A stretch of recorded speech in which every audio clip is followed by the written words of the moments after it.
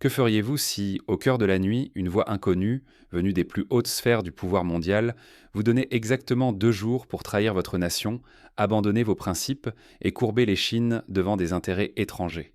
Cette question, digne d'un roman d'espionnage, est devenue réalité dans une nuit étouffante à Ouagadougou, une nuit où chaque seconde semblait peser une tonne et où la destinée d'un pays tout entier s'est trouvée suspendue à un simple coup de téléphone.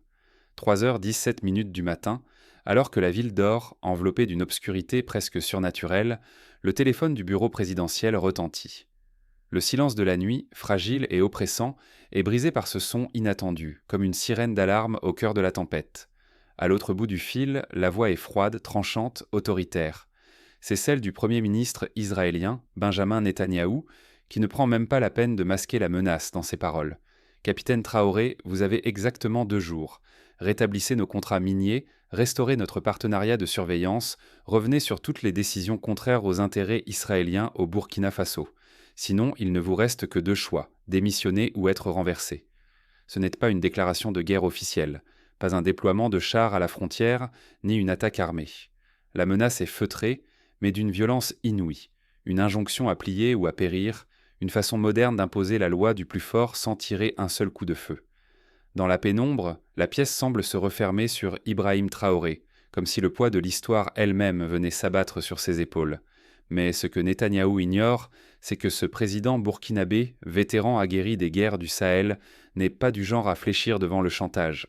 Sans hésiter, Traoré rétorque d'une voix ferme, qui claque comme une gifle. Je ne négocie pas avec des maîtres chanteurs, je ne me soumets pas à des menaces, et surtout je n'abandonnerai jamais mon peuple parce qu'une puissance étrangère l'exige. Ce refus instantané, chargé de dignité, a fait l'effet d'un coup de tonnerre dans la nuit de Ouagadougou. D'un simple échange téléphonique, on venait de basculer dans une crise d'une ampleur sans précédent, un bras de fer dont les ondes de choc allèrent traverser tout le continent africain. À cet instant, la peur aurait pu prendre le dessus. La logique aurait voulu que Traoré cède, comme tant d'autres avant lui, pour éviter le pire. Mais son choix est clair. Il préfère risquer l'indépendance du Burkina Faso plutôt que de sacrifier la dignité de son peuple. C'est un pari insensé, mais aussi une opportunité historique. La chance de tout gagner ou de tout perdre. La fierté nationale, l'unité populaire, le respect du monde sont à portée de main, mais le prix à payer pourrait être immense. Ce genre de crise n'est pas sans précédent dans l'histoire. On se souvient, par exemple, de la crise de Cuba en 1962, lorsque Fidel Castro et Nikita Khrouchtchev ont tenu tête aux États-Unis malgré la menace d'une guerre nucléaire. Ou encore de la résistance héroïque de Thomas Sankara, qui dans les années 80 avait déjà fait trembler les puissances occidentales en nationalisant les ressources burkinabées et en prônant l'autosuffisance. À chaque fois, il s'agit du même dilemme, céder à la pression ou s'ériger en symbole de résistance. Mais comment le Burkina Faso en est-il arrivé à ce point de rupture? Quelles sont les forces invisibles qui, depuis des mois, ont tissé la toile de ce face-à-face historique? Pour répondre à ces questions, il faut plonger dans les coulisses des alliances, des trahisons et des rêves brisés qui ont jalonné la route vers cette nuit fatidique. Depuis plus de 30 années, le Sahel est la proie de convoitises insatiables. Les grandes puissances du Nord, France, États-Unis, Russie, Chine, Israël, y voient un terrain d'affrontement géopolitique, un échiquier où chaque case peut rapporter des milliards. Derrière les discours sur le développement et la stabilité, c'est la bataille pour le contrôle des ressources naturelles qui fait rage. Or, manganèse, zinc, uranium, lithium, les sous-sols du Burkina Faso regorgent de trésors dont dépend l'avenir énergétique de la planète. Chaque fois qu'un contrat minier est signé, c'est l'équivalent de plusieurs années de budget pour l'État burkinabé qui est en jeu. Mais trop souvent, ces contrats sont léonins, dictés par des multinationales qui ne laissent que des miettes au pays. En 1990, par exemple, la signature d'un accord avec une société canadienne avait suscité l'espoir d'un boom économique. Mais en réalité, seuls quelques hauts fonctionnaires et des actionnaires étrangers en avaient en profité, laissant la majorité de la population dans la pauvreté. Les frustrations se sont accumulées. Loin des grandes villes, dans les villages reculés, la misère essaie rester la norme. Les routes sont défoncées, les écoles manquent de tout et l'électricité n'arrive que quelques heures par semaine. Les promesses d'aide internationale se sont révélées, dans la plupart des cas, n'être que des outils de contrôle, conditionnés à l'acceptation de bases militaires ou de réformes économiques dictées depuis Paris, Washington ou Tel Aviv. Ce schéma, le Burkina Faso n'est pas le seul à l'avoir subi.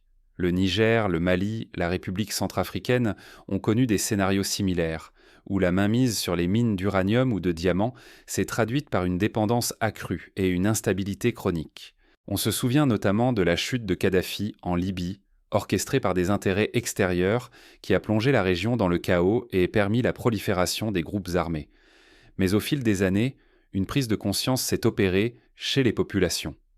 Fatigués d'être les spectateurs impuissants d'un jeu qui se joue sans eux, les Burkinabés ont décidé de reprendre la main sur leur destin. Des mouvements citoyens comme le Balaï citoyen, fondé en 2013, ont mobilisé des milliers de jeunes et de femmes pour exiger la fin de la corruption et le contrôle effectif des richesses nationales. Lors de la chute de Blaise Compaoré en 2014, c'est cette énergie populaire qui a balayé un régime réputé indéboulonnable. Au centre de ce tourbillon, Ibrahim Traoré s'est imposé comme un leader atypique. Militaire de formation mais aussi fin stratège politique, il a su gagner la confiance des troupes en menant des opérations contre les groupes terroristes, mais surtout, il a su parler au cœur des citoyens. Lors de ses discours, il ne promet pas la lune, mais il affirme « Plus jamais un seul gramme d'or ne quittera ce pays sans que chaque Burkinabé en bénéficie ». Arrivé au pouvoir dans un contexte de tension extrême, il a immédiatement entrepris de renégocier les contrats miniers, d'expulser certaines compagnies accusées de pillage et de suspendre les accords jugés défavorables à la souveraineté nationale. Ces décisions, applaudies par la rue, ont braqué contre lui des intérêts puissants, dont Israël, qui voyait dans ces mesures une perte stratégique et financière inacceptable. Le soir de l'ultimatum, la capitale est en état d'alerte. À peine la communication coupée, Traoré convoque une réunion de crise. Dans la salle d'état-major, l'ambiance est électrique. Autour de la table, ses conseillers savent que ce qui se joue dépasse de loin le sort d'un simple contrat économique. Il s'agit de la survie politique du régime, mais aussi de la capacité du Burkina Faso à tracer sa propre voie. Les sanctions économiques s'annoncent déjà. Les ambassades étrangères rappellent leurs ressortissants, les agences de notation abaissent la note du pays, les investisseurs s'enfuient. Les médias occidentaux, à l'unisson, dépeignent Traoré comme un populiste dangereux, voire un dictateur en puissance. Pourtant, dans la rue, c'est un tout autre son de cloche. Les foules se pressent devant le palais présidentiel, scandant des slogans de soutien, brandissant des drapeaux, chantant l'hymne national jusque tard dans la nuit. Face à la tempête, Traoré ne se contente pas de résister. Il passe à l'offensive sur la scène internationale. Premier appel, Caracas. Le président vénézuélien, fort de son expérience face aux embargos américains, propose l'envoi de conseillers en gestion de crise et d'experts en contournement de sanctions. Il partage des exemples concrets, comment, après l'embargo de 2019, le Venezuela a maintenu son approvisionnement en médicaments grâce à des accords secrets avec la Chine et la Turquie. Deuxième appel, Moscou. Vladimir Poutine, dont la Russie a elle-même subi de lourdes sanctions depuis 2014, offre un appui en cybersécurité. Des spécialistes russes dans Partilichi sont dépêchés à Ouagadougou pour protéger les réseaux informatiques des institutions financières, éviter le sabotage des infrastructures critiques et former une cellule de réponse rapide en cas d'attaque. Poutine rappelle comment, en 2015, la Russie avait réussi à déjouer une cyberattaque majeure contre son système bancaire, évitant ainsi une panique généralisée. Troisième appel, Pékin. La Chine, principal créancier de l'Afrique, détient les clés des circuits commerciaux et des financements alternatifs. En moins de 48 heures, un fonds d'urgence est débloqué, permettant au Burkina Faso de maintenir ses importations vitales. Pékin propose aussi des échanges de matières premières contre des produits manufacturés, un modèle déjà appliqué lors de la crise de la dette au Soudan en 2017. Ces gestes, loin d'être improvisés, témoignent d'une stratégie mûrement réfléchie. Refuser l'isolement, construire une toile d'alliance sud-sud et ouvrir la voie à une solidarité panafricaine. Traoré s'inspire du modèle cubain des années 60, lorsque Fidel Castro avait su mobiliser le soutien du bloc socialiste pour résister à l'embargo américain, tout en développant une économie parallèle basée sur la résilience communautaire. Dans la rue, la réaction populaire est immédiate. Des milliers de manifestants défilent, non seulement à Ouagadougou, mais aussi à Bobo-Dioulasso, Koudougou et Fadan-Gourma. Les radios locales diffusent en boucle des messages de soutien, les universités organisent des forums sur la souveraineté économique et des collectifs de jeunes lancent des campagnes de collecte de fonds pour soutenir les familles affectées par les sanctions. le phénomène déborde rapidement les frontières. À Dakar, des étudiants sénégalais organisent une veillée de solidarité. À Bamako, des artistes maliens composent une chanson en hommage à Traoré qui devient virale sur les réseaux sociaux. À Abidjan, des journalistes ivoiriens créent un dossier spécial sur la résistance burkinabé, diffusé sur toutes les chaînes francophones d'Afrique de l'Ouest. Pour la jeunesse africaine, longtemps désabusée par les promesses non tenues de l'indépendance, le geste de Traoré devient un symbole. Il rappelle la figure de Patrice Lumumba en République démocratique du Congo, qui avait choisi l'honneur plutôt que la soumission en 1960, ou celle de Nelson Mandela, qui avait refusé de négocier sa libération au prix de l'abandon de la lutte anti-apartheid. La riposte étrangère ne se fait pas attendre. En quelques jours, des cyberattaques ciblent les principales banques burkinabées, provoquant des files d'attente interminables aux distributeurs. Des sabotages frappent les lignes électriques, plongeant plusieurs quartiers dans le noir. Les exportations de coton et d'or chutent de moitié, mettant en péril des milliers de familles. Mais malgré la faim, le chômage et l'incertitude, la population ne plie pas. Des réseaux d'entraide se forment spontanément. Des coopératives agricoles redistribuent une partie de leurs récoltes aux plus démunis, des commerçants baissent les prix des produits tartas de première nécessité, des instituteurs organisent des cours gratuits après pour les enfants dont les parents ont perdu leur emploi. Dans ce contexte de crise, une nouvelle génération de leaders émerge. À Ouagadougou, une jeune députée lance un mouvement pour la transparence dans la gestion des fonds publics, inspiré par l'exemple de la Norvège, qui a su transformer ses revenus pétroliers en fonds souverains au service de toute la population. À Bobo Dioulasso, un entrepreneur lance une start-up de panneaux solaires low cost, permettant à des villages entiers de s'affranchir du réseau électrique national. Conscient que la résilience passe par l'unité, les pays voisins emboîtent le pas.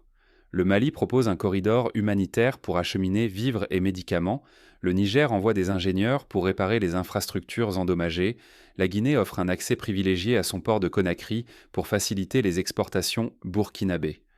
Face à cet élan, l'Union africaine change de ton. Dans une déclaration solennelle, ses dirigeants affirment que agresser le Burkina Faso, c'est défier toute l'Afrique. Pour la première fois, des contingents logistiques, des juristes spécialisés dans le droit international et des fonds d'urgence sont envoyés pour renforcer la résilience du pays. Cette solidarité rappelle celle du mouvement des non-alignés dans les années 70, lorsque plusieurs pays du Sud s'étaient unis pour défendre le principe de la souveraineté nationale contre toute ingérence. Pourtant, les dangers restent nombreux.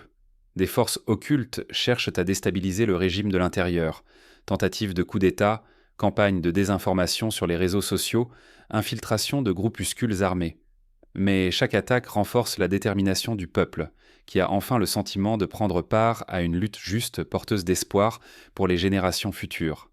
Dans cette résistance, des initiatives concrètes se multiplient.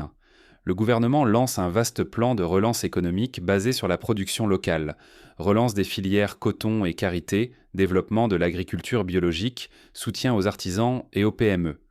Des accords sont signés avec la Russie pour la construction de silos à grains, avec la Chine pour la fourniture de machines agricoles, avec le Venezuela pour des échanges de pétrole contre des produits agricoles. La sortie progressive du franc CFA, héritage colonial ONNI, est enclenchée. Une monnaie numérique nationale est lancée, inspirée par l'exemple du Nigeria et de sa Naira. Les salaires des fonctionnaires sont désormais versés en monnaie locale et les transactions internationales passent par des plateformes alternatives, évitant le système SWIFT contrôlé par l'Occident. Dans les écoles, une réforme pédagogique est engagée. Les programmes valorisent l'histoire des résistances africaines, l'apprentissage des langues nationales, l'éducation civique et la gestion responsable des ressources naturelles. Des concours d'innovation encouragent les élèves à proposer des solutions aux défis locaux. Gestion de l'eau, recyclage des déchets, énergie solaire. Au sein des universités, des pôles d'excellence en ingénierie minière, en cybersécurité et en économie solidaire voient le jour. Des chercheurs burkinabés publient des études sur la valorisation des minerais locaux, la transformation du coton en textile haut de gamme, la création de microcentrales électriques solaires pour les villages isolés. La société civile joue un rôle moteur. Des ONG locales forment des femmes à l'entrepreneuriat, des collectifs d'artistes organisent des festivals pour célébrer la culture burkinabé, des réseaux de jeunes documentent les réformes en cours sur les réseaux sociaux, inspirant des millions d'Africains à croire en la possibilité d'un avenir meilleur. Ce modèle encore fragile commence à inspirer les pays voisins. Au Togo, le gouvernement relance des coopératives agricoles sur le modèle burkinabé. Au Bénin, des communes adoptent le système de monnaie numérique pour accélérer les paiements entre producteurs et commerçants. Au Sénégal, des syndicats réclament l'ouverture de négociations sur le partage des revenus miniers. L'Union africaine cite le cas burkinabé comme exemple dans ses rapports, et jusqu'à l'ONU, des voix émergent pour défendre le droit des peuples à choisir librement leurs partenaires économiques et politiques. Le Burkina Faso, jadis perçu comme fragile et marginalisé, s'affirme désormais comme un laboratoire de la souveraineté et de la résilience africaine. Mais rien n'est jamais définitivement acquis. Chaque avancée attire de nouvelles menaces. Tentations de corruption, retour sournois des anciennes puissances sous couvert d'ONG ou d'investissements, risque d'isolement diplomatique. Le gouvernement multiplie les audits, met en place une plateforme de signalement citoyen des abus et organise des forums de dialogue avec la diaspora pour maintenir la vigilance. C'est dans ce climat de tension et d'espoir mêlés que la société burkinabé se réinvente. Sur les marchés, dans les écoles, dans les mosquées et les églises, une même question habite tous les esprits. Sommes-nous prêts à payer le prix de la liberté ? Ce n'est plus seulement l'histoire d'un président ou d'un contrat minier, c'est le réveil d'un peuple, le début d'une ère nouvelle où chaque citoyen prend conscience de sa responsabilité dans la défense de la souveraineté nationale. Le Burkina Faso montre qu'aucune nation, si modeste soit-elle, n'est condamnée à subir éternellement la loi du plus fort. Le choix de Traoré n'a pas simplement protégé sa fonction. Il a éveillé une fierté, une confiance farouche à travers toute la nation et bien au-delà de ses frontières. En tenant tête à la pression étrangère, il a montré que l'histoire n'appartient pas seulement aux puissants, mais aussi à ceux qui osent dire non. On pourrait penser que ce genre de résistance est vain, que face à la machine de guerre économique et médiatique des grandes puissances, un petit pays n'a aucune chance. Mais l'histoire récente regorge d'exemples contraires. L'Islande, en 2008, qui a refusé de payer la dette de ses banques et a retrouvé la croissance en quelques années.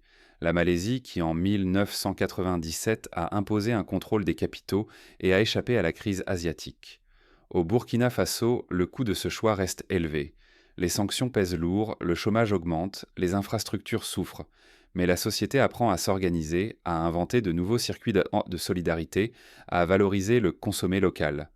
Des campagnes de reboisement mobilisent des milliers de volontaires pour lutter contre la désertification, des systèmes d'irrigation communautaires garantissent la sécurité alimentaire, des programmes de microcrédit permettent aux femmes de lancer leurs propres activités. Au niveau régional, le modèle burkinabé fait des émules. La Guinée-Conakry lance une réforme énergétique inspirée par l'exemple du Burkina Faso. Le Niger met en place un système de gestion transparente des mines. Le Mali renforce le contrôle citoyen sur les dépenses publiques. Au fil des mois, la situation se stabilise. Les exportations reprennent, la monnaie nationale se consolide, des investisseurs sud-américains et asiatiques s'intéressent aux nouvelles opportunités. Les médias internationaux, d'abord hostiles, commencent à reconnaître la singularité du « miracle burkinabé ». Mais l'essentiel n'est pas là. Ce qui compte, c'est l'éveil de la conscience nationale, la certitude que, même face aux menaces les plus graves, un peuple uni peut défendre sa dignité et tracer sa propre route.